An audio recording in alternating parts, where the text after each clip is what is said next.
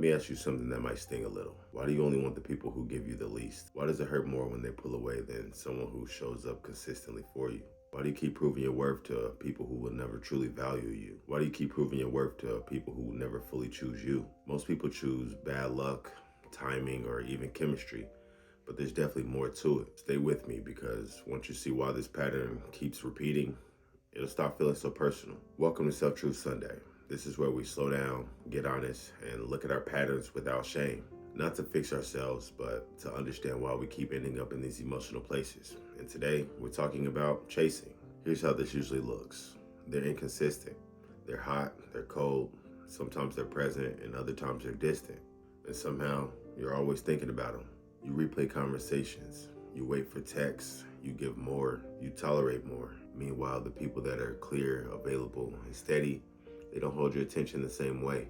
And that's confusing, because I know that you want peace. So why does your body keep choosing chaos? Let's talk about it. Here's the part that most people don't expect. You're not chasing them. You're choosing what they represent. Your nervous system learned early on that love felt uncertain, that attention had to be earned, that connection and love comes with anxiety. So now when someone's unpredictable, your body goes, this feels familiar. And familiarity feels like safety, even when it hurts. That's why calm can feel boring and inconsistency can feel magnetic. And here's the truth that most people avoid. Being chosen consistently can feel foreign, especially when you spent your whole life being loved conditionally. So you just don't want them. You want to feel like you're enough for someone like them, enough to make them stay, enough to make them change, and enough to make them finally choose you. But that chase isn't about love. It's about rewriting a past story. Let me say this gently. The people that you're chasing after, they're not your type.